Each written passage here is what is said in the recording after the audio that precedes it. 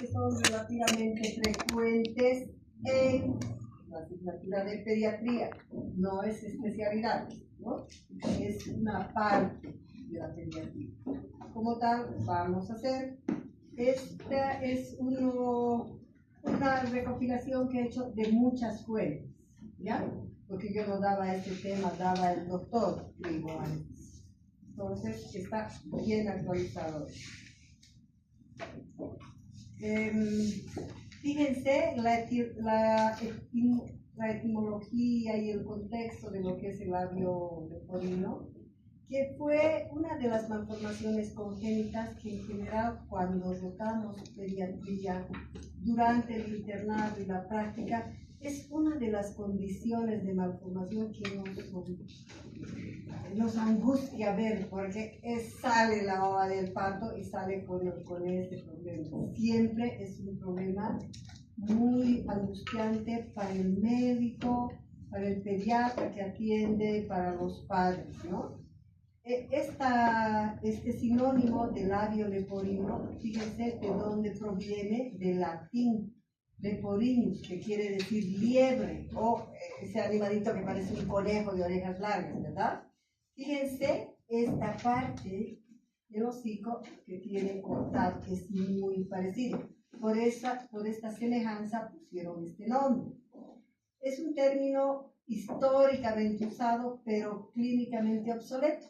Ya no debería usarse, porque, digamos, incluso en los libros, hasta una edición antes está como labio leporino nomás. Pero lo correcto es decir fisura, ¿no es cierto? Es obsoleto este término, por eso dice, el término médico correcto es fisura labio-alveolo-palatino. Así se debe denominar. No labio leporino como decíamos tradicionalmente todos y conocíamos. ¿Ya? FLAP es una de sus abreviaciones. En cuanto a la definición médica y al diagnóstico de este problema, podemos nosotros mencionar que este es un defecto congénito por fusión incompleta, es decir, no llega. Ustedes saben que en la etapa embrionaria, cuando se forman órganos, todo, existen líneas de unión, ¿no es cierto?, de diferentes partes del cuerpo. Acá también existe esto, y es debido a una fusión incompleta de los procesos maxilar, nasomedial, en general de la parte media. Y más o menos llega a constituir el 15% de todas las malformaciones congénitas. Este dato es bien alto, ¿verdad? 15% es alto. Por eso que es frecuente que nosotros veamos este caso. Vamos a ver los lugares que son más frecuentes. Se puede hacer ahora un diagnóstico prenatal. Antes esto era más difícil, pero ahora con la tecnología, con el avance de tener una ecografía hasta en 3D, 4D, no sé cuánto, ya podemos ver en diferentes ángulos, planos, en todo el contexto general al bebé, y podemos marcar claramente. Por eso dice, es detectable en ecografía desde el segundo trimestre. Y entonces esto es muy importante, ¿no es cierto? Ya un poco a la preparación a los padres. Signos de imagen anecoica lineal entre el labio y el orificio nasal. Anecoica quiere decir que es una continuidad del orificio, no hay una fusión, eso es anecoica, ¿ya? Es una disrupción del surco alveolar, además, no solo engloba esto. ¿Cómo es la etiología y la fisiopatología en este cuadro? Fíjense, el mecanismo es una falla en la migración y unión de las células de la cresta neural embrional. Acuérdense que hay puntos de crecimiento, ¿no? Entonces acá hay una falla en esa etapa embrionaria. ¿Se acuerdan hasta qué edad es la etapa embrionaria, queridos?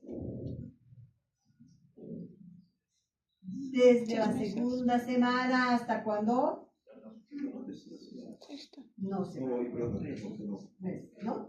Sí, son los 3 primeros meses, por eso se habla que son los meses más críticos, si quieren, porque en esa época se están formando muchos órganos y sistemas, muchos. Entonces, fallas ahí son de diversa naturaleza que va a producir una malformación congénita.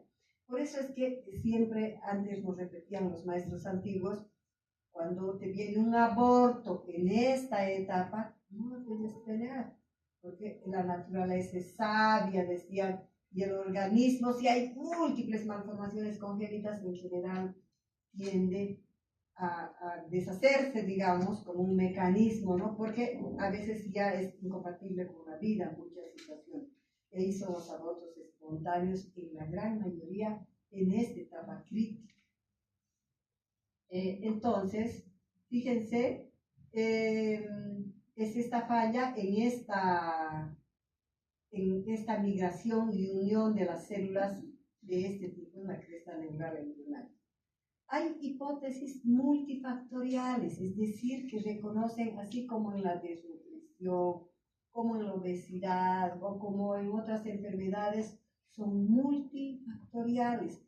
Reconocen diversas situaciones capaces de condicionar eso. Y entre estas, lo más importante es la genética. La genética que se transmite desde los padres, ¿verdad? Y el ambiente también. Ambos factores deben interactuar para expresar esta malformación. El componente genético está referido a mutaciones en el gen de la caterina E. Este gen así se llama, caterina E, ¿ya? Que es una especie de pegamento celular esencial para que exista una fusión facial, para que hay una serie de proteínas, de todo que actúan como una especie de pegamento, como dice literalmente aquí la literatura, ¿no? Para que exista esto. El componente ambiental, queridos, es otro factor que tiene que ver con esta malformación congénita, y entre estos figura fundamentalmente el tabaquismo. El estrés materno. El estrés materno cada vez, chicos, se le atribuye como causalidad de muchas situaciones. Por ejemplo, del TDAH, que ahora es todo el mundo diagnostica TDAH, la cosa es el TDAH. Y una de las situaciones más críticas para esto es el estrés materno durante el embarazo. Y eso ya está comprobado, ¿no? Entonces, este componente ambiental toma en cuenta, además de esto, de tabaquismo, estrés materno, infecciones víricas diferentes, particularmente en el primer trimestre del embarazo, edad paterna y materna avanzado. Por eso que no es lo mejor casarnos al borde de la menopausia, ni decidir, como ahora la juventud de ahora decide después de vivir hasta agotarse, ya más o menos a los 38 años, 39 recién piensan tener hijos. No es la edad ideal. Ustedes saben que va atado a múltiples transformaciones, ¿no? La edad avanzada de ambos progenitores, el déficit de ácido fólico, la contaminación.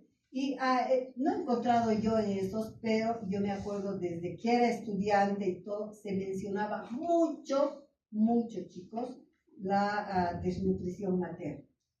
Se presentaba más en esta gente pobre, desnutrida fundamental. Madres pobres, casi indigentes, tenían un gran porcentaje de sus hijos con baño de purín. Era como el único factor detectable, además que probablemente basta que sea pobre, está sometido a múltiples de estas situaciones, ¿verdad? Pero la desnutrición también es un factor a tomar en cuenta.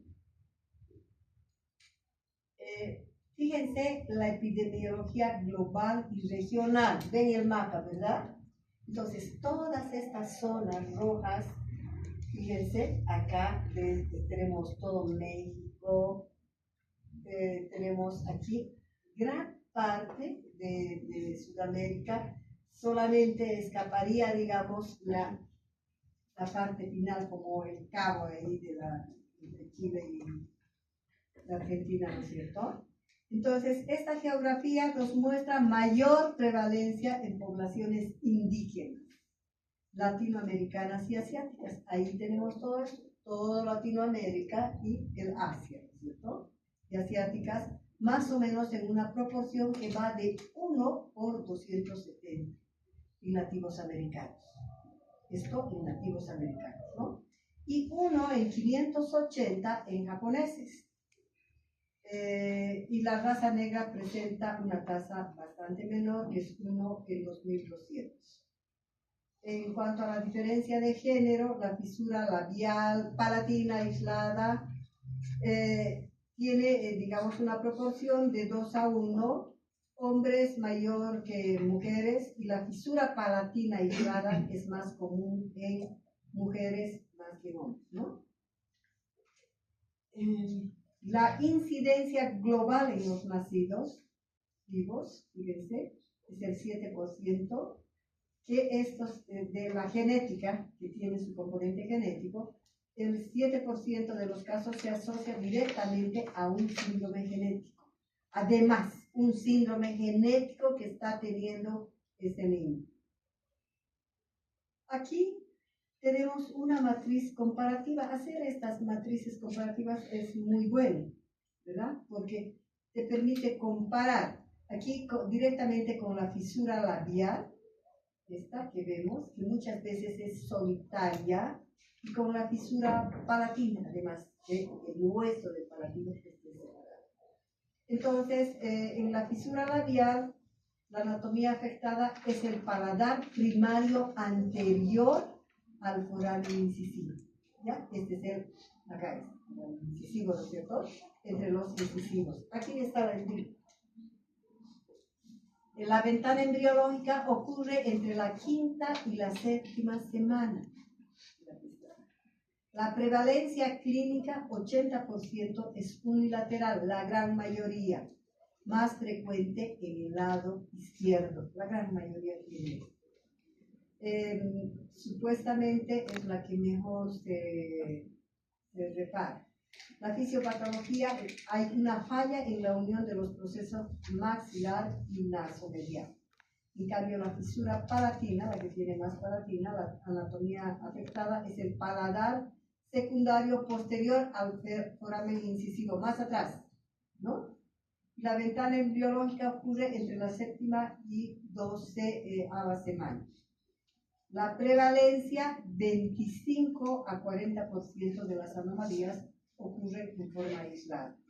Y la fisiopatología, cualquier factor que interfiera en la motilidad lingual puede impedir que exista una fusión medial. Aquí tenemos una gráfica que nos puede mostrar esta boca abierta así grande. La primera corresponde a una persona absolutamente normal, donde vemos las fosas íntegras, el paladar íntegro, todo, ¿verdad? Aquí tenemos una fisura labial unilateral, ¿no?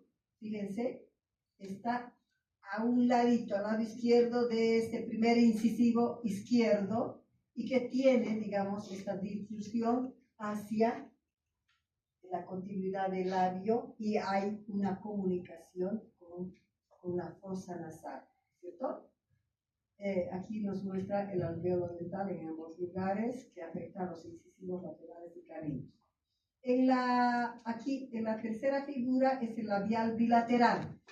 No sé si han visto ustedes, chicos, bilateral, donde hay la incisura, ¿no han visto nunca?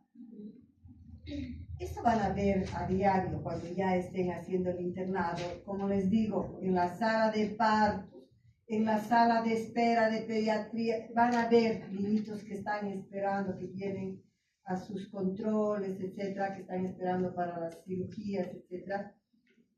Pero probablemente cuando nace, el momento que nace el niño, cuando es la fisura solamente la unilateral, esa es más tolerable.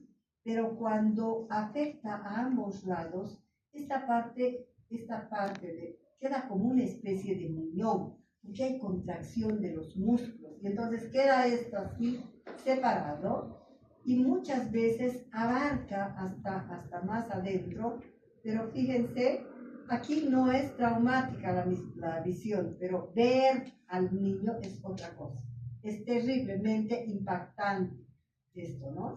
Esa es la labial bilateral porque solamente está hablando de que hay esta disrupción a nivel del labio, pero cuando compromete la integridad con paladar y fosas nasales es bien terrible, ¿verdad? Y la palatina aislada también es cuando el labio está entero, pero hay una fisura a nivel palatina en la última figura. La fisura labial y fisura palatina son embriológicamente distintas, pero coexisten frecuentemente, pueden estar juntas. La fisura labial ocupa el 70% de las hendiduras orofaciales, con o sin fisura palatina.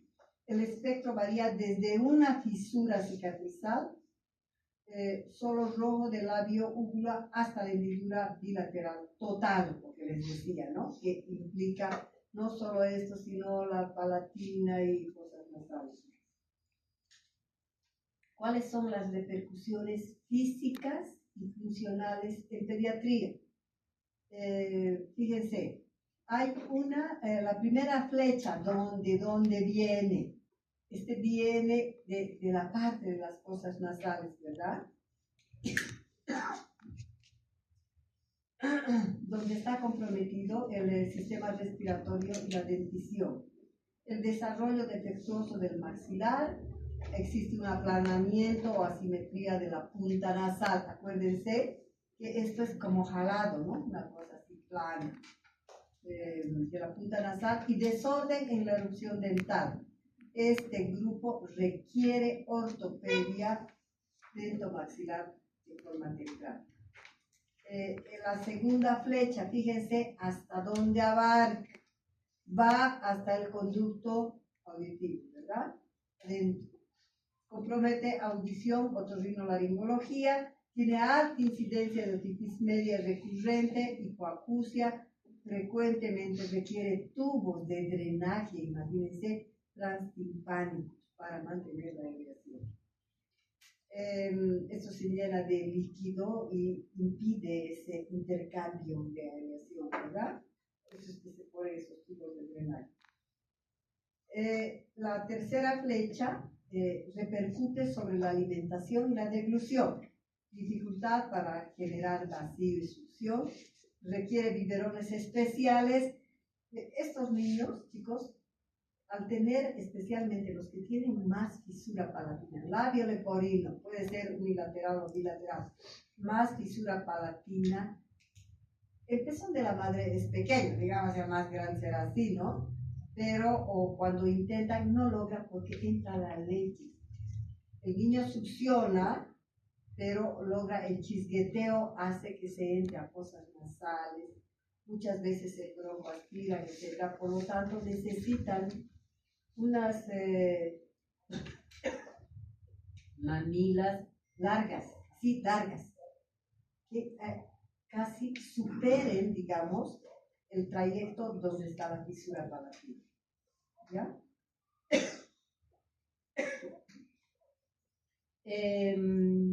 Estos son los biberones especiales, que son pequeños, pero la manila es así bien larga. Además de técnicas de enfermería específicas para prevenir la aspiración. ¿Cuáles son las repercusiones emocionales y sociales, particularmente en la adolescencia? Fíjense esto, dice, creo que si no fuera por mi voz tendría más amigos. Qué triste, ¿verdad? Ese ha dicho un paciente de 15 años. Y acuérdense que muchas veces, aunque la cirugía ha cambiado, chicos, no tienen idea de cielo a la tierra. Las cirugías ahora son maravillosas porque son técnicas nuevas. Hay cirujanos pediatras que solo hacen labio, otros que hacen palatina, o hacen la integridad de las situaciones, pero son re especialistas y hacen una maravilla ahora. La reparación es muy buena, es temprana, ¿no? Pero antes esa voz así liviana, media disfónica, media gangosa. Es muy particular, ¿no es cierto?, de la gente con labio leporino, que han debido escuchar. En gente mayor escuchamos eso, ¿no? Para un adolescente de 15 años es muy importante su físico, es muy importante cómo impresiona, hemos hablado en adolescentes de eso, ¿no? Entonces, la salud mental, debemos trabajar mucho en este aspecto. Existen tasas elevadas de distorsión de la autoimagen, hay deserción escolar, ansiedad, depresión, debido al acoso, al bullying. Antes no conocíamos lo que era bullying. Cuando yo estaba en la escuela era inmensamente feliz. No había bullying, de verdad nadie. Solo jugábamos a morir y punto. Alguna travesura, pero no alguna, todo el tiempo travesuras, pero no había esa maldad que ahora se ve. Y lamentablemente estos niñitos que han debido ver ustedes imágenes, han visto historias o en películas, cómo sufren los niños que son sometidos a bullying. Y generalmente el que hace el bullying es un grandote que tiene como padres unos infelices, ¿no? Que no corrigen, el niño es abandonado con una serie de problemas también y se descargan en esos pobres, ¿no? Entonces, estos chicos, si tú no los educas desde pequeños a tus hijos o a tu entorno, van a hacer esto. Y hay que enseñarles a no ser crueles, que tienen que ser tolerantes, tienen que ser personas buenas, que reconozcan la virtud en ellos y en otras personas, ¿no?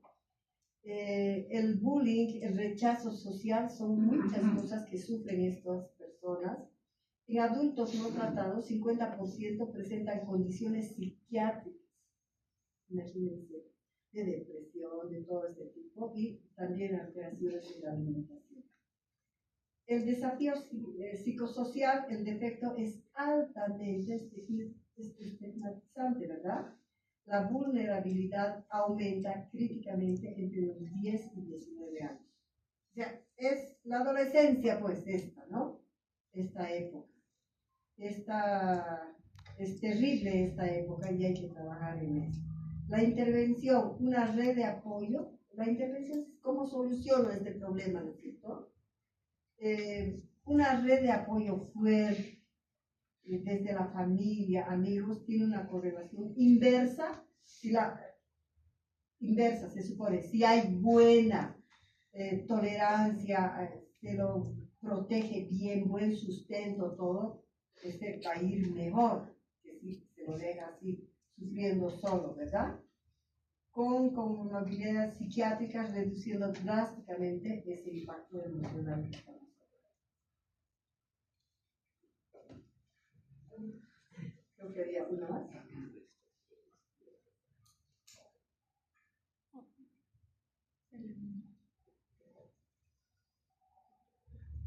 Este es, ¿no? Sí. El abordaje multidisciplinario es integral, queridos, es integral siempre. Así como hemos visto en el adolescente, particularmente en el adolescente patológico. En pediatría, que es en general nosotros que vemos, o ustedes cuando estén en la consulta van a ver esto, se tiene que ver fundamentalmente hacer una prevención, un enfoque genético, se debe hacer, porque puede ser que tenga un gen muy fuerte y que la posibilidad que el siguiente embarazo pueda ser con el mismo problema es muy alto, ¿no? Se hace el despistaje inicial y la vigilancia en la curva de crecimiento en el niño. Se tiene que ver eso y tratar de ayudar a la madre. La cirugía maxilofacial consiste en la reparación estructural escalonada, nada es de golpe, nada en absoluto, y eso tiene que saber la madre. Cuando se le dice se va a ser operado, ella piensa que va a entrar y va a salir perfecto. No es así, son etapas que hay que vencer, ¿no?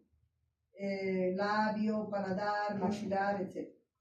Otorrinolaringología es otra persona que se involucra en este tratamiento para la protección y función auditiva y la prevención de la hipoacusia. ortodoncia y odontología tienen que estar bien involucrados. Desde el principio tienen que saber qué es lo que van a hacer, un manejo del crecimiento del maxilar, de ortopedia y preservación dental. La logopedia se refiere a la intervención en el habla y el cierre del ofaringio para que esa fonación sea adecuada. Porque si hay fisuras, no está bien esto, existe esa voz que conocemos. Y la psicológica, que es un apoyo continuo para la aceptación e integración social y escolar. Fíjense, este es el cronograma de intervención y la ruta de restauración en este problema de la fisura labio-leporina. De 0 a 3 meses se debe hacer la genética. En pediatría se debe hacer la vigilancia y el crecimiento, la orientación alimentaria, vacunas, absolutamente todo, ¿no es cierto? Adaptación de alimentación y valoración, además de ortopedia prequirúrgica. De 3 a 6 meses. Fíjense, aquí lo ponen alto. Yo me acuerdo que cuando era estudiante, cuando veía la mayor cantidad de estas cosas del labio leporino, empezaban en general a operar después de los 6 meses. Y muchas veces solo se operaban los niñitos que habían alcanzado un peso ideal. Les ponían a las madres y les decían, a los 6 meses debe estar tu niño entre 7 y 8 kilos. Y entonces las madres se esforzaban todo ese tiempo. Pero fíjense, en lo actual se habla ya de 3. O sea, se gana un tiempo. Para mí esto también ha sido nuevo, de 3 a 6 meses para la reparación quirúrgica del labio. Es lo primero que se hace. La queiroplastía, opcional, inserción del dispositivo de la tanque. Ponen una cosa para que no se abra, ¿no?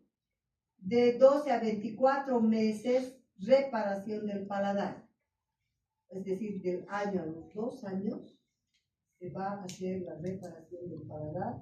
Es la palatoplastía con cierre del ofaringio. Y de 2 años a 6 años, foniatría. Tiene que ir todo ese tiempo. Porque todavía en algunas personas nos vemos que a los 2 años el niño me entiende bien, pero no tiene un habla muy clara, muy fluida.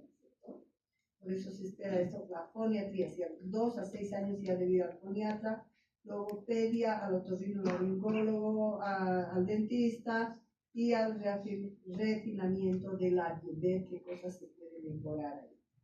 De 6 a 15 años, ortodoncia ya es ponerlo lo mejor que se puede. Ya se ha hecho la cirugía de labios, se ha hecho la cirugía palatina, de dientes, etc.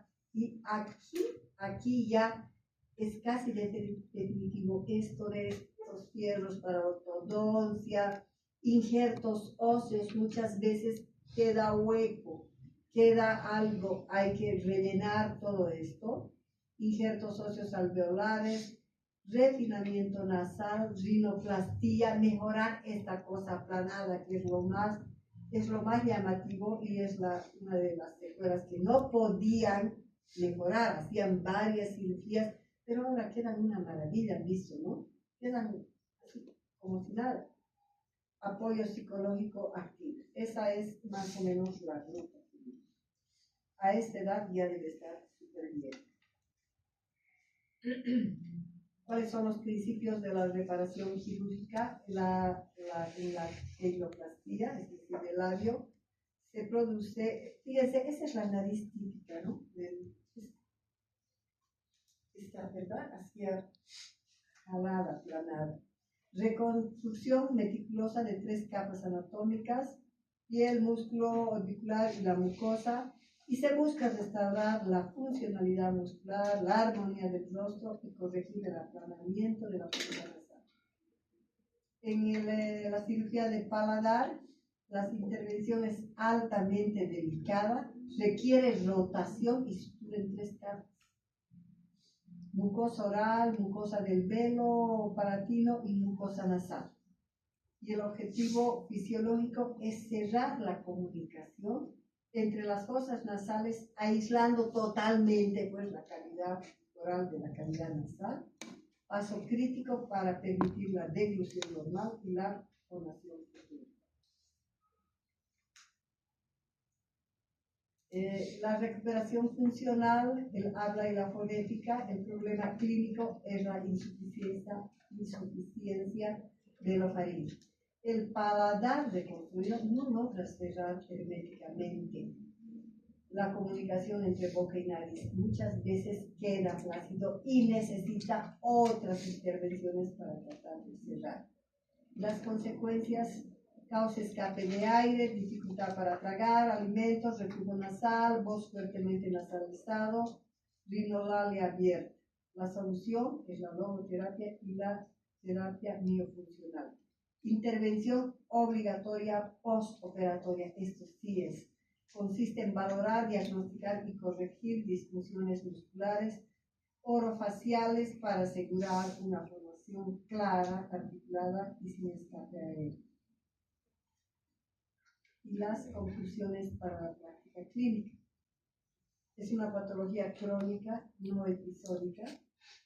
La fisura labio o de apertura palatina no se cura con una sola cirugía en la infancia, requiere un manejo continuo, meticuloso desde la vida intrauterina hasta la adultez temprana, hasta prácticamente terminando la adolescencia. Y esto debemos recalcar a los padres para que presenten este sustento.